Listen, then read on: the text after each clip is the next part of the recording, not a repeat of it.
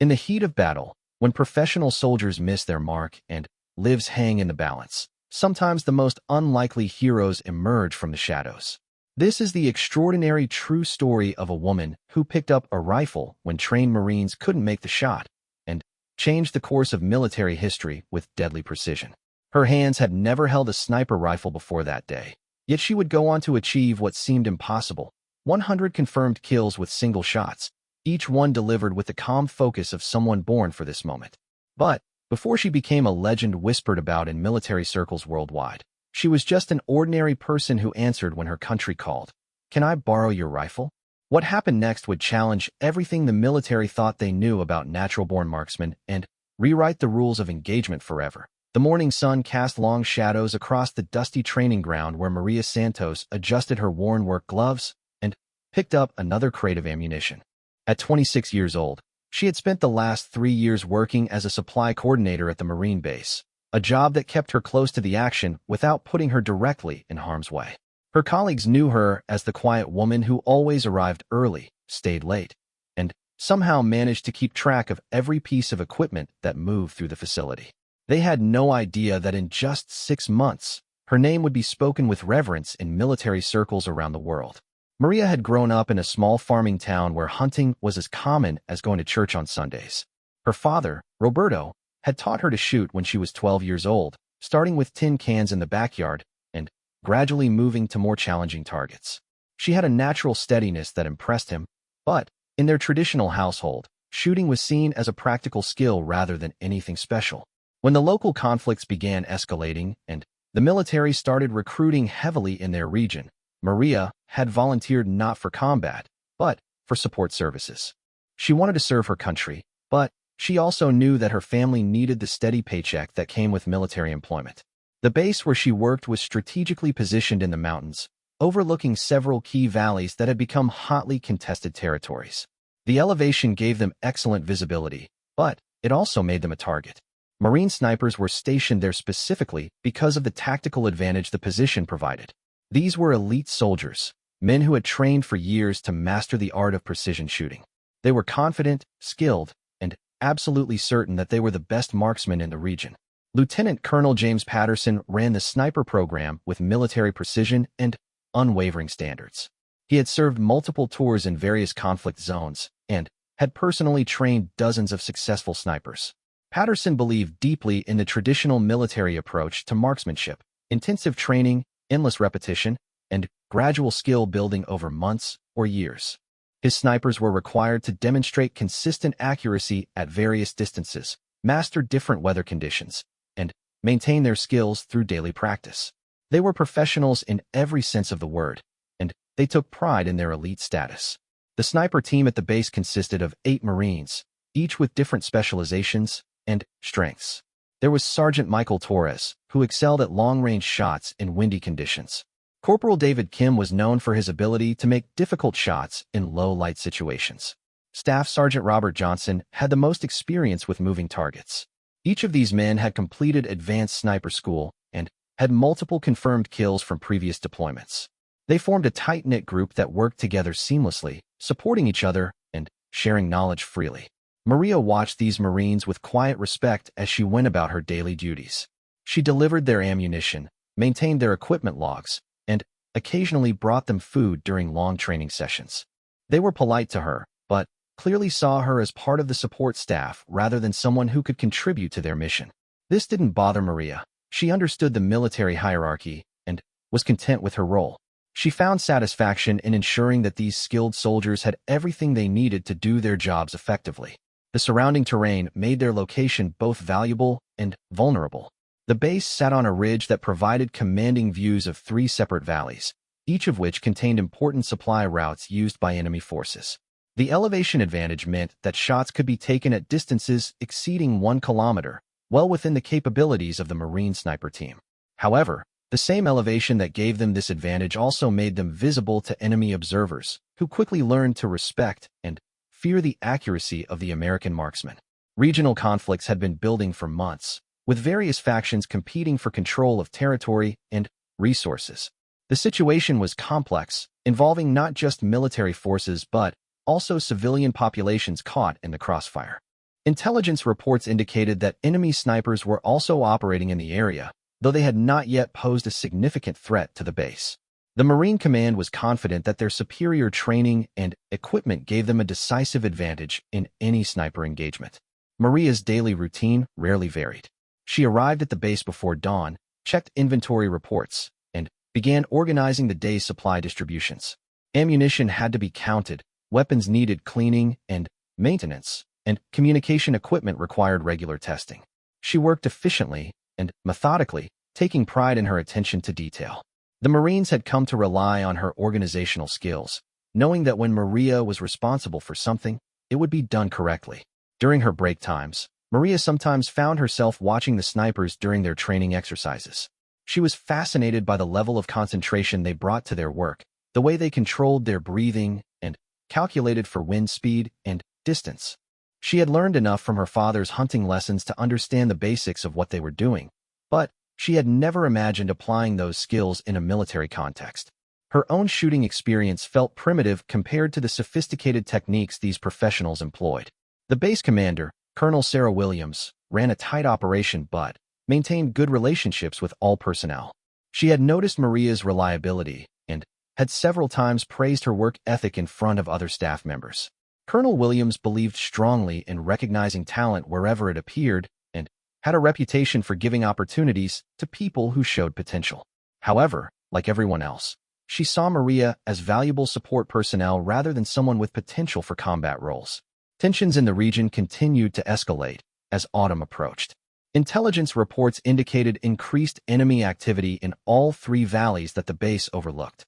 The Marine sniper team increased their training intensity, practicing more complex scenarios and longer-range shots. They were confident in their abilities, but took the threat seriously. Additional equipment was requested and received, including upgraded scopes and specialized ammunition designed for extreme distance shooting. Maria's workload increased accordingly as more supplies flowed through the base. She worked longer hours to ensure everything was properly cataloged and distributed. Despite the added pressure, she maintained her usual calm efficiency. Her supervisors appreciated her steady performance during stressful periods, and the Marines began to see her as an essential part of their support system. They knew they could count on her to have their equipment ready when they needed it. The first signs of trouble came in the form of increased radio chatter from enemy positions. Intelligence analysts detected communications suggesting that enemy snipers were being moved into positions in the valleys below. These weren't just local fighters with hunting rifles. These were trained marksmen with military-grade equipment. The threat assessment was elevated, and the Marine sniper team was put on higher alert status. Lieutenant Colonel Patterson called his team together for a comprehensive briefing on the new threat situation. Maps were spread across the table showing suspected enemy positions, potential firing lanes, and areas of particular vulnerability. The Marines studied these materials with professional interest, discussing tactics and positioning strategies. They were experienced soldiers who had faced similar situations before, and they approached this new challenge with confidence. As the security situation deteriorated, the base began implementing additional protective measures. Guard rotations were increased, communication protocols were tightened, and non-essential personnel were reassigned to safer locations. However, Maria's position was considered essential, so she remained at the base. She actually felt honored to be trusted with such important responsibility during a dangerous period. The Marine snipers began taking up positions for extended observation periods, watching the valleys for signs of enemy movement. They worked in shifts to maintain constant coverage while allowing time for rest and equipment maintenance. Maria found herself working more closely with them during this period, as ammunition resupply became more frequent and urgent. She began to understand more about their tactical situation and the challenges they faced. Enemy probing attacks began in earnest during the second week of elevated alert status. These were small-scale engagements designed to test the base's defenses and identify weaknesses. The Marine snipers proved their worth during these encounters, successfully engaging enemy forces at long range and disrupting several attempted infiltration attempts. Their accuracy and professionalism were exactly what had been expected from their training and experience. However, intelligence reports continued to suggest that the enemy was building up for a more significant assault. Additional sniper teams were believed to be moving into the area, and there were indications that they had acquired upgraded equipment. The Marine Command remained confident in their ability to handle the threat, but they began requesting additional resources and personnel to strengthen their position. Maria noticed the increased tension among the personnel at the base, but she also observed the quiet confidence of the Marine snipers. These men had trained for situations exactly like this, and they were eager to prove their skills in real combat conditions. They maintained their equipment meticulously, practiced their procedures religiously, and supported each other with the camaraderie that comes from shared training and mutual respect. The stage was being set for a confrontation that would test everyone's assumptions about warfare, training, and natural ability. Maria continued her support duties with dedication, unaware that events were already in motion that would change her life forever. In just a few days, she would be asked a simple question that would lead to extraordinary circumstances. "Can I borrow your rifle?" And her answer would begin a legend that would be told in military schools for generations to come. The attack came at dawn on a Tuesday morning when the mountain mist still clung to the valleys below. Maria was completing her routine inventory check when the first shots rang out across the base. The sharp crack of high-powered rifles echoed off the surrounding peaks, immediately followed by the organized response of the Marine defenders. She dropped her clipboard and moved quickly toward the designated shelter area, her heart pounding as the reality of combat suddenly became very real. Lieutenant Colonel Patterson's voice boomed across the base communications system, coordinating the defensive response with practiced efficiency. His sniper teams moved to their predetermined positions with smooth precision, each man knowing exactly where he needed to be and what targets he was responsible for covering. The Marines had drilled these scenarios countless times, and their execution was flawless. Within minutes, they were in position and beginning to engage enemy forces attempting to advance up the mountainside. Sergeant Torres took position at the eastern observation post, his rifle trained on movement in the valley below. Through his powerful scope, he could see enemy fighters attempting to establish shooting positions among the rocks and sparse vegetation. His first shot was carefully aimed at a figure crouched behind a boulder approximately 800 meters away. The shot was perfectly calculated for distance and wind, but when the dust settled, the target was still moving. Torres frowned and adjusted his position slightly, preparing for a follow-up shot. At the western position, Corporal Kim was experiencing similar frustration. His targets were well concealed and moving unpredictably, making accurate shots extremely challenging.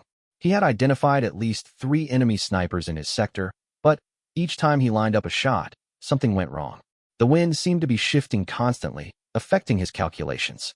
His breathing technique was perfect, his equipment was functioning flawlessly, but somehow his shots were missing their marks by inches. Staff Sergeant Johnson was having the most success from his position overlooking the main valley. He had managed to suppress 2 enemy positions with accurate fire, forcing the attackers to take cover and disrupting their advance. However, he was also observing enemy snipers who were proving remarkably elusive. These weren't just regular soldiers with rifles. These were skilled marksmen who understood concealment and movement techniques that made them extremely difficult targets. The battle continued for over an hour, with the Marine snipers maintaining their professional composure despite their unusual lack of success.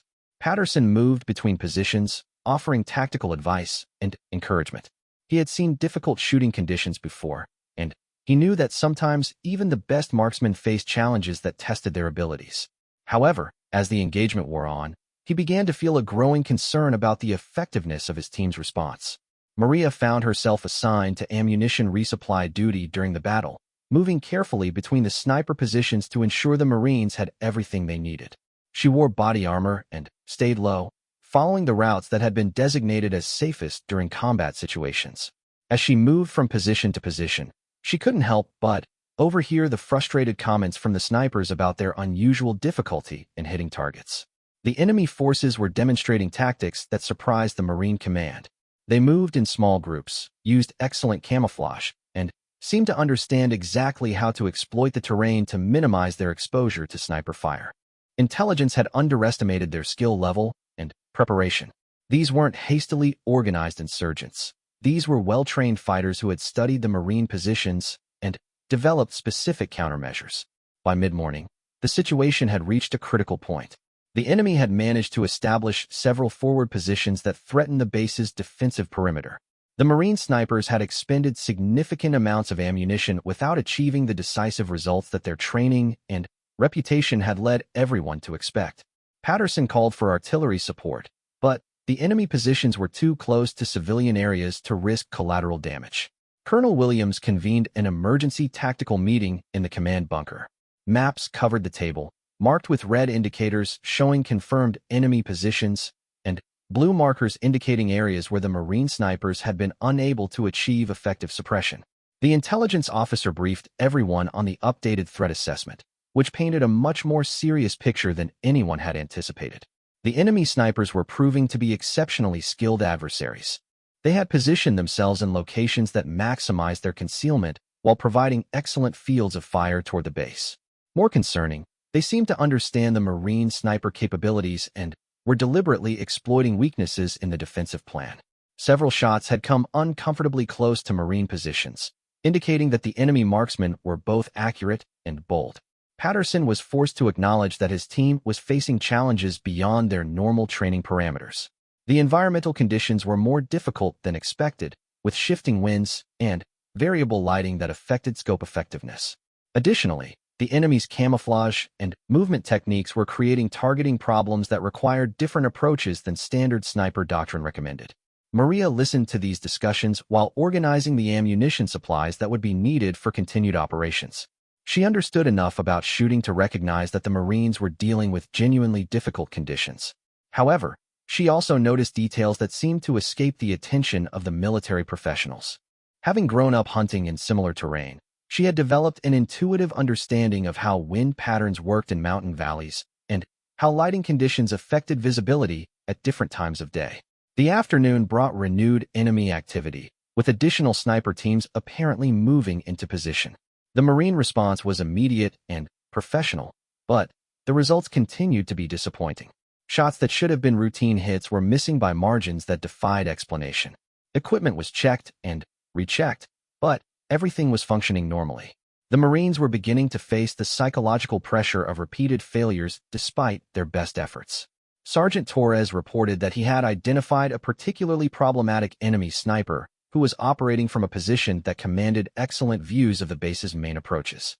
This individual had taken several shots at Marine personnel and had demonstrated remarkable accuracy. Torres had attempted to engage this target multiple times, but had been unable to achieve a successful hit despite having what appeared to be perfect shooting opportunities. The tactical situation deteriorated further when intelligence reported that additional enemy forces were moving into the area under cover of darkness. The implication was clear. If the Marine snipers couldn't effectively suppress the current threats, the base would face an even more dangerous situation within hours. Tom was running out for a conventional solution to the problem. Patterson made the difficult decision to rotate his sniper teams, bringing in fresh personnel who might have better success against these challenging targets. However, the replacement Marines faced exactly the same difficulties as their predecessors. The enemy positions seemed almost impossible to engage effectively, despite being clearly visible through the powerful scopes. Something about the specific conditions was creating problems that normal training hadn't prepared them for. Maria continued her supply duties throughout the day, moving ammunition and equipment where it was needed most urgently. She observed the growing frustration among the Marines and began to feel genuine concern about the base's security. These were skilled professionals who took pride in their abilities, and their repeated failures were affecting morale in ways that could become dangerous if the situation continued. During a brief lull in the action, Maria found herself at Torres's position delivering fresh ammunition. The sergeant was studying his targets through his scope with intense concentration, muttering calculations under his breath. She could see the tension in his shoulders and the slight tremor in his hands that indicated stress and fatigue. When he looked up at her, she saw something she had never expected to see in a Marine sniper's eyes: genuine uncertainty. Torres explained his frustration to her in terms that she could understand. The targets were clearly visible and well within his effective range. His equipment was functioning perfectly, and his shooting techniques were exactly what his training had taught him. But, somehow, every shot was missing by just enough to avoid any significant effect. He had never experienced anything like it in his entire military career. As evening approached, Colonel Williams faced a command decision that would have far-reaching consequences. The conventional sniper response had failed to achieve its objectives, and the tactical situation was becoming increasingly dangerous. Enemy forces were consolidating their positions and preparing for what appeared to be a major assault on the base. Something had to change, and it had to change quickly. The stage was set for an unprecedented moment in military history. The most highly trained snipers in the world had met their match, not because of equipment failure or tactical errors, but because they had encountered conditions that their extensive training hadn't fully prepared them for. In just a few hours, a simple conversation would begin a chain of events that would challenge everything the military establishment believed about marksmanship, training, and natural ability. Maria completed her supply rounds as darkness fell over the mountain base. She had no idea that the night would bring a conversation that would change her life forever. Tomorrow, someone would ask her a question that would seem almost absurd under normal circumstances. "Can I borrow your rifle?" And her response would begin a legend that would be studied and debated in military circles for decades to come. The conversation that would change everything began in the most ordinary way possible. Maria was completing her evening inventory check when she noticed Sergeant Torres sitting alone at one of the makeshift tables in the supply area. His rifle lay disassembled before him, each component carefully arranged on a clean cloth. She had seen Marines cleaning their weapons countless times, but there was something different about Torres's demeanor tonight. He wasn't performing routine maintenance. He was examining every part with the intensity of someone searching for answers that refused to reveal themselves. Torres looked up as Maria approached with her clipboard. The frustration in his eyes was unmistakable, mixed with something she had never seen in a Marine sniper before, genuine doubt about his own abilities. He had been part of the Marine Corps sniper program for 8 years, with multiple deployments and dozens of confirmed kills to his credit. Today's failures had shaken something fundamental in his understanding of his own capabilities. "Mind if I ask you something?" Torres said, his voice carrying none of the confidence that usually characterized Marine communications. Maria nodded, setting down her clipboard and giving him her full attention. She had worked with these Marines long enough to recognize when someone needed to talk, and her natural instinct was to listen rather than offer quick solutions. Torres began explaining the day's events from a technical perspective, describing wind calculations, distance measurements, and scope adjustments in terms that revealed both his expertise and his confusion. He had made shots under more difficult conditions during previous deployments, but today nothing had worked according to his training and experience. He wasn't looking for sympathy or excuses. He was genuinely trying to understand what had gone wrong. Maria listened carefully, asking occasional questions that demonstrated her understanding of basic marksmanship principles. Torres was surprised by her knowledge, having assumed that support personnel wouldn't be familiar with the technical aspects of precision shooting. When she mentioned her hunting background, he became more interested in her perspective on the day's challenges. "You grew up hunting around here?" Torres asked, gesturing toward the valleys visible through the supply tent's open flap. When Maria confirmed this, he leaned forward with renewed interest. "What would you do differently if you were trying to hit targets in those positions?" Maria considered the question carefully before responding. She had been observing the failed shooting attempts throughout the day and had noticed several factors that seemed to be creating problems for the Marines. Growing up hunting in these specific mountains had given her an intuitive understanding of how environmental conditions affected bullet trajectory, knowledge that came from experience rather than formal training. She explained that the wind patterns in these valleys were more complex than they appeared from the Marine positions. The terrain created air currents that changed direction and intensity at different elevations, something that could only be learned through years of hunting in the same area. Additionally, the lighting conditions at certain times of day created visual distortions that could affect accurate ranging through scopes. Torres listened with growing interest as Maria described her observations. Her explanations made sense of several mysterious misses that had puzzled him throughout the day. She wasn't critiquing his technique or training. She was simply sharing knowledge about specific local conditions that weren't covered in any military manual. For the first time since the morning's engagement, he began to feel that there might be rational explanations for the team's difficulties. Their conversation was interrupted by the arrival of Lieutenant Colonel Patterson, who had been making rounds to check on his sniper's equipment and morale. He noticed Torres deep in conversation with Maria and approached to see if there were any supply issues that needed his attention. When he learned that they were discussing shooting techniques and local terrain conditions, his interest was immediately engaged. Patterson had built his reputation on being open to new ideas and unconventional approaches when conventional methods weren't producing results. As a commander, he understood that effective leaders sometimes found solutions in unexpected places. He joined the conversation and began asking Maria detailed questions about her hunting experience and her observations of the day's shooting challenges. Maria found herself explaining hunting techniques that her father had taught her years earlier. She described how they compensated for the valley winds by reading vegetation movement at multiple elevations simultaneously. She explained timing techniques for dealing with the changing light conditions that occurred in mountain terrain. Most importantly, she shared her understanding of how targets moved and positioned themselves in this specific landscape. Patterson was struck by the practical nature of Maria's knowledge. His Marines had been trained using standardized techniques that worked well in most environments. But Maria was describing adaptations specifically suited to these unique local conditions. Her insights suggested approaches that might address the problems his team had been experiencing throughout the day. The conversation took an unexpected turn when Torres mentioned that Maria's explanations had clarified several aspects of the day's shooting problems. Patterson studied Maria carefully, noticing for the first time her calm demeanor and confident way of discussing technical shooting concepts. He began to wonder whether her local knowledge might be valuable enough to warrant a more direct application.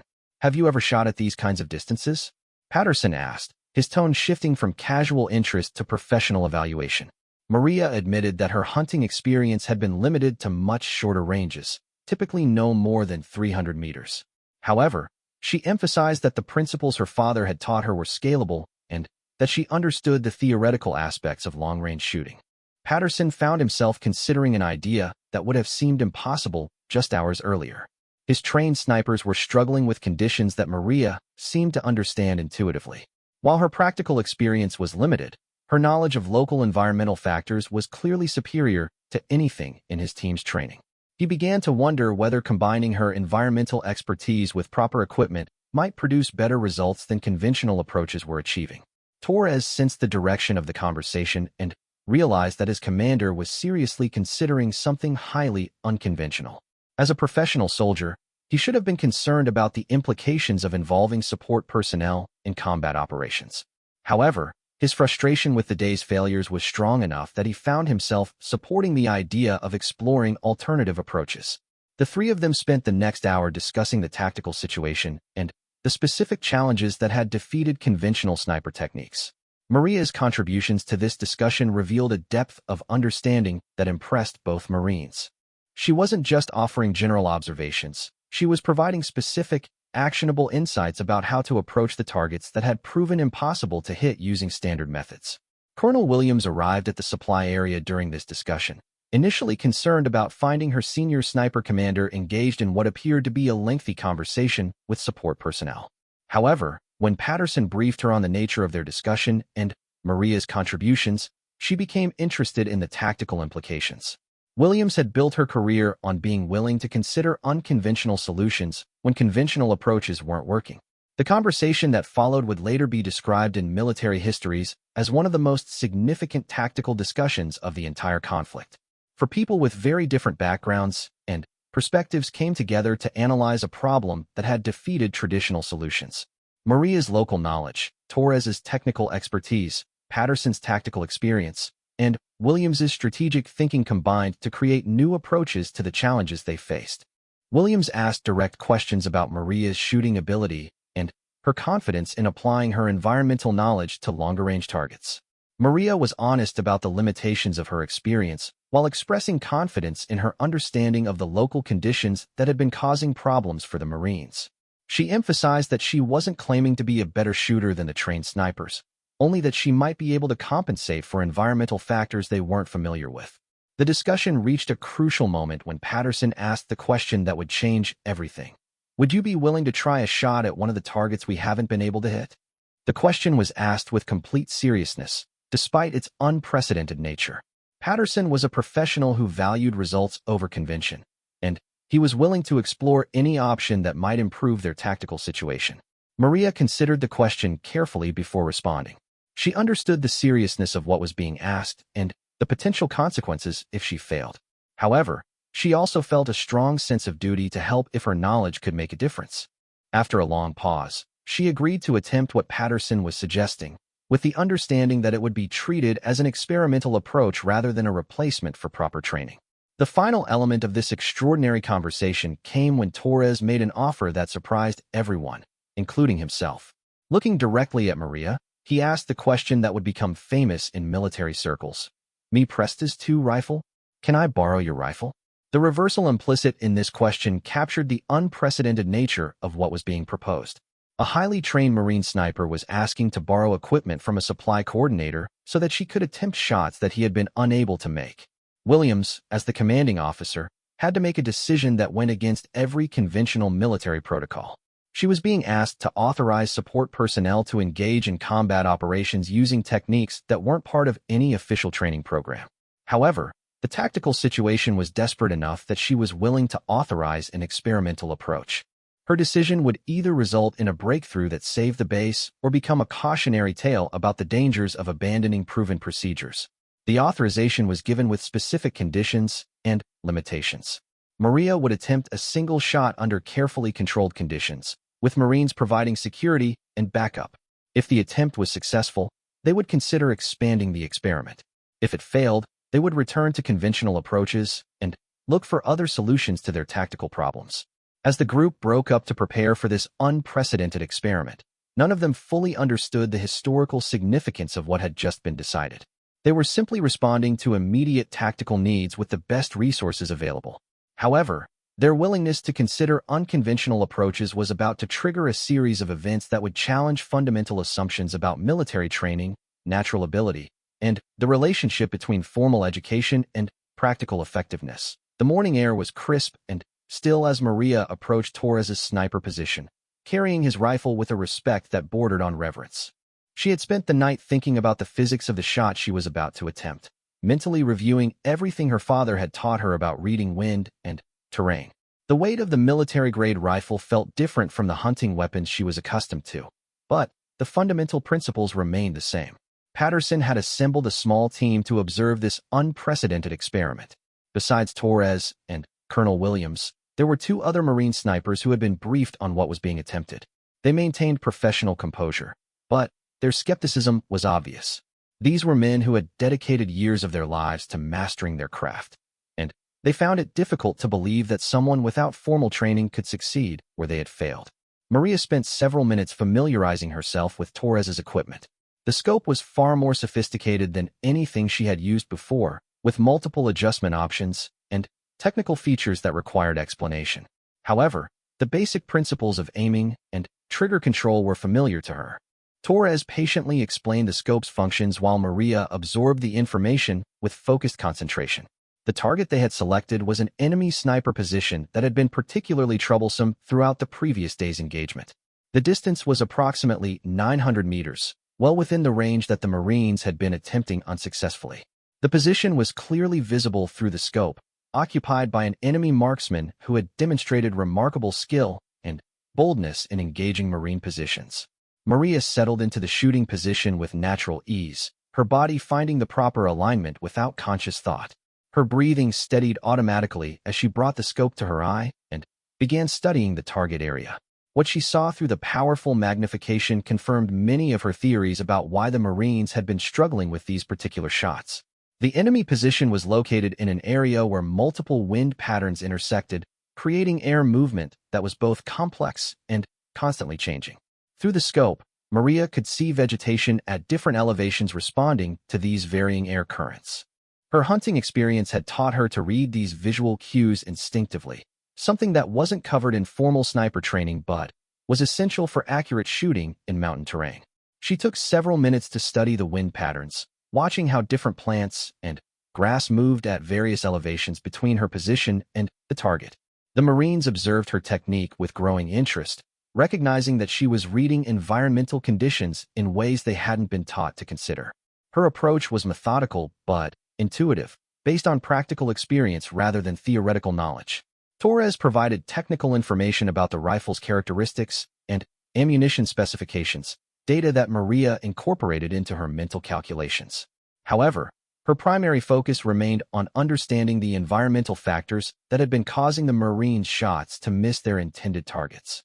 She was applying hunting wisdom to military equipment, creating a hybrid approach that neither her father's training nor Marine sniper school had ever contemplated. The moment of truth arrived when Maria announced that she was ready to attempt the shot. The assembled Marines maintained radio silence while she made her final preparations. Patterson watched through his own scope, ready to spot the shot and provide immediate feedback on its accuracy. The tension was palpable as everyone realized they were witnessing something that could either validate an unprecedented approach or confirm the superiority of conventional training. Maria's breathing slowed to the deep, controlled rhythm her father had taught her years earlier. Her finger found the trigger with familiar precision, applying pressure gradually while maintaining perfect sight alignment. The rifle fired with a sharp crack that echoed across the mountainside, and everyone immediately turned their scopes toward the target area to observe the results. The silence that followed lasted only seconds, but it felt like an eternity to everyone involved. Then, Torres's voice cut through the quiet with professional amazement. Direct hit. Target is down. Through his scope, he could clearly see that the enemy sniper who had evaded Marine marksmen for over 24 hours had been eliminated with a single shot. Maria had succeeded where 8 highly trained professionals had failed repeatedly. The immediate reaction from the Marines was a mixture of professional respect and genuine amazement. They had witnessed something that challenged their fundamental understanding of marksmanship and training. Patterson requested confirmation of the hit through multiple observation points, and each report confirmed what Torres had announced. The target had been eliminated with precision that exceeded anything achieved by conventional methods. Colonel Williams was the first to fully grasp the tactical implications of what had just occurred. If Maria's approach could be replicated and applied to other problematic targets, it might provide the breakthrough they needed to regain control of the tactical situation. However, she also understood that one successful shot, while impressive, didn't necessarily prove that the method was reliable or scalable. Maria herself seemed almost surprised by the success of her shot, though she had felt confident about her wind reading and target assessment. She handed the rifle back to Torres with quiet satisfaction, explaining the environmental factors that had guided her aim. Her descriptions confirmed that she had been compensating for conditions that the Marines had been aware of but hadn't fully understood how to address. The tactical situation demanded immediate decisions about how to proceed with this unexpected development. Enemy forces were still active in multiple locations, and the Marine snipers were still struggling with the same environmental challenges that had plagued them the previous day. Williams faced a command decision that could either exploit a potential advantage or risk valuable personnel on an unproven approach. Patterson advocated for expanded testing of Maria's methods, arguing that her success couldn't be dismissed as mere luck given the technical precision of the shot.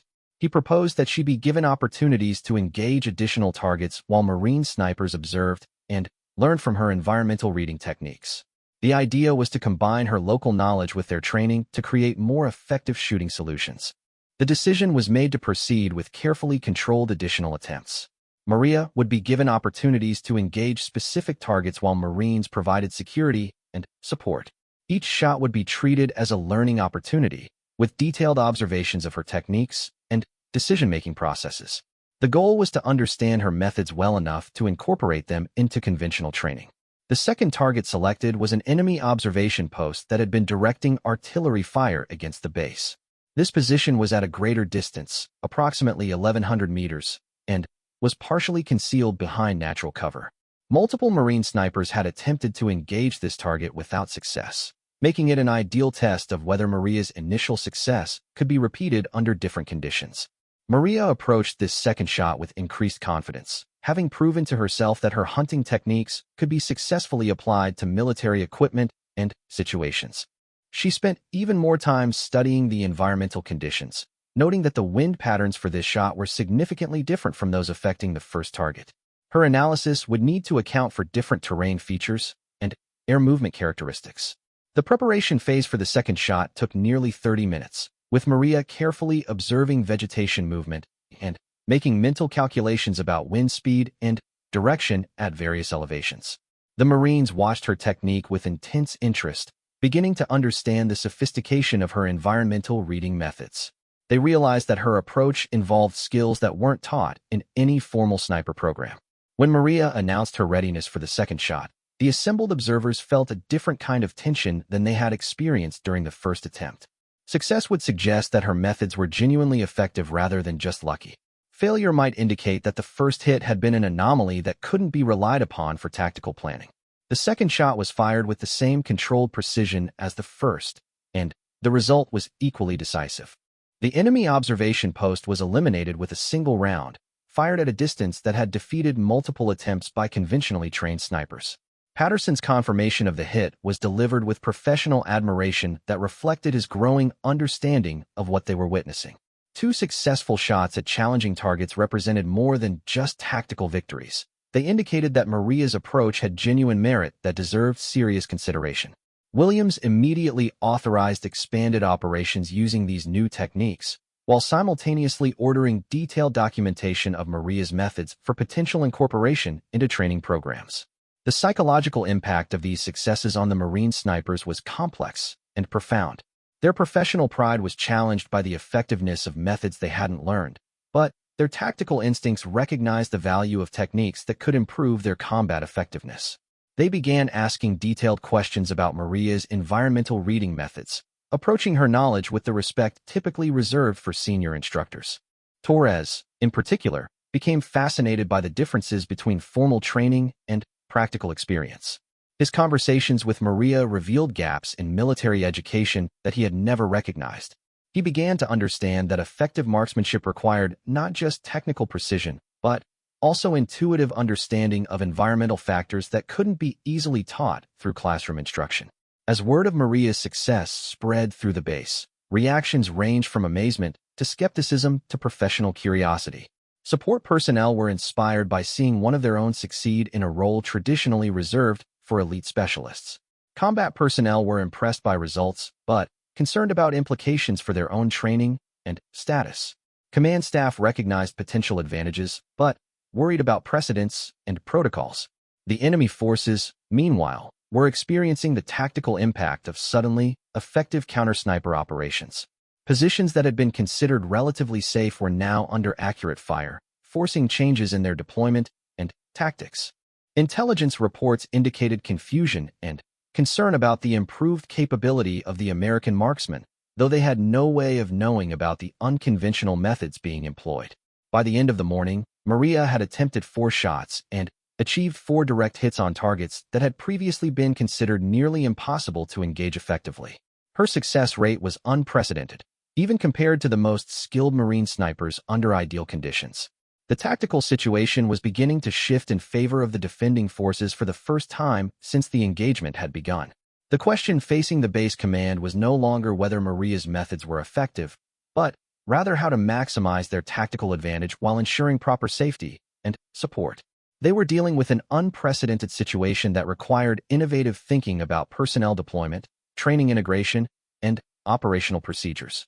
The success of an untrained civilian using borrowed equipment was forcing a fundamental reconsideration of military assumptions about expertise and effectiveness. 3 months after that first unprecedented shot, Maria Santos had become a legend whose reputation extended far beyond the mountain base, where her extraordinary journey had begun. Military historians would later mark this period as a turning point in understanding the relationship between formal training and natural ability. But for Maria, each day simply brought new challenges that required the same careful attention to environmental conditions that her father had taught her during their hunting expeditions. The transformation of the tactical situation had been both immediate and comprehensive.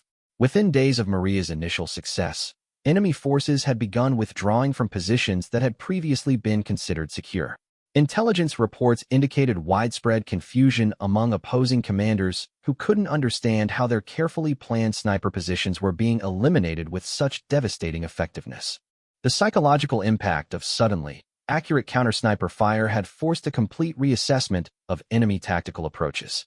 Colonel Williams had made the difficult decision to formalize Maria's role, creating an unprecedented position that combined her environmental expertise with proper military support and equipment. This decision required extensive consultation with higher command levels, as there were no existing protocols for integrating civilian personnel into specialized combat roles. However, the tactical advantages were so significant that exceptions were made to accommodate this unique situation. The Marine sniper team had undergone its own transformation during this period. Rather than viewing Maria as a replacement for their training, they had embraced her as a teacher whose knowledge complemented their technical expertise. Torres had become her primary partner, combining his equipment mastery and tactical knowledge with her environmental reading skills. Their collaboration had proven more effective than either individual approach alone. Patterson had documented Maria's techniques with scientific precision, creating training materials that captured her environmental reading methods in forms that could be taught to other personnel.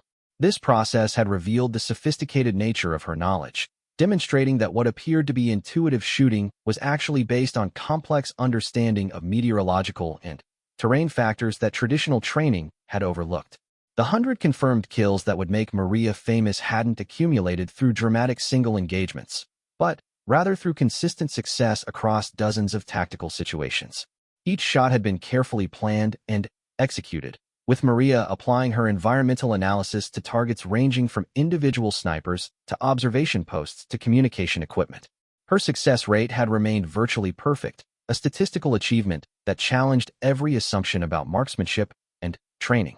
Military analysts from various agencies had arrived at the base to study Maria's methods and their implications for broader tactical doctrine. These experts brought sophisticated equipment for measuring environmental conditions and documenting shooting techniques. However, their scientific instruments often confirmed what Maria had already determined through observation and experience, validating her practical knowledge while providing data for theoretical understanding. The collaboration between Maria and the Marine team had evolved into a hybrid approach that maximized the strengths of both formal training and practical experience. Marines provided tactical planning, equipment expertise, and security support, while Maria contributed environmental analysis and shooting execution. This division of responsibilities had proven more effective than traditional sniper deployment methods. Enemy forces had attempted various countermeasures to address the suddenly effective American sniper operations. They had improved their camouflage, altered their movement patterns, and attempted to engage from greater distances. However, Maria's ability to read environmental conditions accurately had allowed her to adapt to these changes, maintaining her effectiveness despite evolving tactical challenges. The psychological pressure on enemy snipers had become a significant tactical factor in its own right. Intelligence reports indicated that opposing marksmen were reluctant to remain in exposed positions for extended periods, knowing that accurate counterfire could eliminate them without warning. This psychological advantage had disrupted enemy operations beyond the immediate tactical impact of individual eliminations. Maria's personal development during this period had been as remarkable as her tactical achievements. She had evolved from a supply coordinator with hunting experience into a sophisticated marksman who understood both environmental factors and military tactics. However, she had maintained the humble demeanor and practical approach that had characterized her throughout her military service. The training integration process had required careful balance between preserving Maria's intuitive methods and providing her with additional technical knowledge. Military instructors had worked with her to understand ballistics, equipment capabilities, and tactical procedures without compromising the environmental reading skills that made her unique. This educational approach had enhanced her effectiveness while maintaining her distinctive strengths. Torres had become Maria's strongest advocate within the military establishment, arguing that her success demonstrated the need for broader integration of environmental knowledge into sniper training programs. His detailed reports on their collaborative methods had influenced training revisions at multiple levels, though implementing such changes required extensive institutional adaptation. The base's overall defensive effectiveness had improved dramatically during Maria's active period. Enemy forces had been forced to operate from greater distances and, with increased caution, reducing their ability to conduct effective surveillance and artillery direction. This tactical shift had allowed the defending forces to regain initiative and begin conducting offensive operations in areas that had previously been controlled by opposing forces. International military observers had requested permission to study Maria's techniques and their applications to different environmental conditions. However, security considerations limited such access, and much of the detailed documentation remained classified. The broader military community was aware that significant tactical innovations had emerged from the mountain base, but specific details were restricted to appropriate personnel. The 100th confirmed kill occurred on a crisp autumn morning when enemy forces attempted a coordinated assault using multiple sniper teams for suppressive fire. Maria's position overlooked the main approach route, and She systematically eliminated each enemy marksman with single shots fired at distances exceeding 1 kilometer. The precision and speed of her response effectively ended the assault before it could develop momentum. This final engagement had been observed by senior military officials who were visiting the base to evaluate the tactical innovations that had emerged during the previous months. Their reports documented not only Maria's shooting accuracy, but also her calm professionalism under pressure and her seamless integration with Marine support personnel. These observations influenced subsequent policy decisions about personnel utilization and training approaches. The psychological impact on Maria herself had been carefully monitored by military psychologists who were concerned about the mental effects of prolonged combat exposure on someone without traditional military conditioning. However, Maria had demonstrated remarkable resilience, viewing her role as an extension of her commitment to protecting her colleagues and serving her country. Her practical approach to the responsibilities she had accepted had prevented the development of problematic psychological reactions. Recognition of Maria's achievements had taken forms that balanced acknowledgement of her contributions with operational security requirements. While her story couldn't be publicized widely due to security concerns, she had received appropriate military decorations and commendations from senior command levels.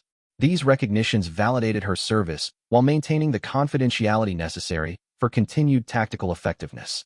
The broader implications of Maria's success had sparked debates within military academic circles about the nature of expertise and the relationship between formal education and practical effectiveness.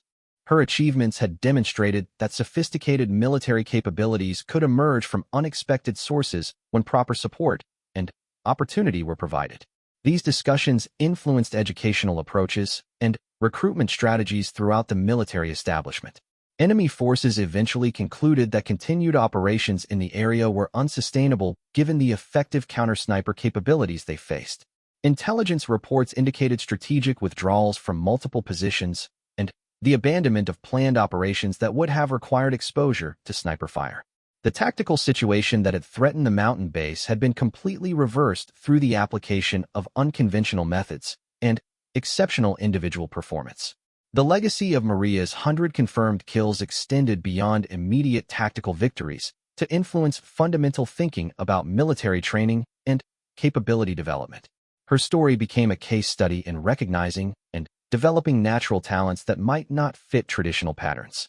Military academies began incorporating environmental analysis training based on her documented methods, while recruitment programs expanded their consideration of non-traditional backgrounds. Maria herself returned to a modified version of her original support role after the immediate tactical crisis had passed, though with expanded responsibilities that utilized her unique expertise. She continued working with the Marine sniper team as an environmental consultant while maintaining her supply coordination duties. This arrangement allowed her to contribute her specialized knowledge while preserving the team dynamics that had proven so effective. The question, "Me prestas 2 rifle," had evolved from an unprecedented request into a symbol of military adaptability and the importance of remaining open to unconventional solutions. Torres continued using this phrase when describing their collaborative approach, and it had become an informal motto for personnel who valued practical effectiveness over conventional procedures. The mountain base that had been threatened by superior enemy sniper capabilities had become a center of tactical innovation where traditional methods were enhanced by local knowledge and practical experience. The 100 targets eliminated through single shots represented not just tactical victories, but also a demonstration of what could be achieved when military institutions remained flexible enough to recognize and develop exceptional capabilities regardless of their source. Military historians would later identify Maria's achievements as a pivotal moment in the evolution of sniper doctrine, though the full story remained classified for operational security reasons. Her success had proven that effective military capabilities could emerge from unexpected combinations of natural talent, practical experience, and proper institutional support. The lesson that would endure long after the specific tactical situation had been resolved was the importance of remaining open to unconventional approaches when conventional methods proved insufficient.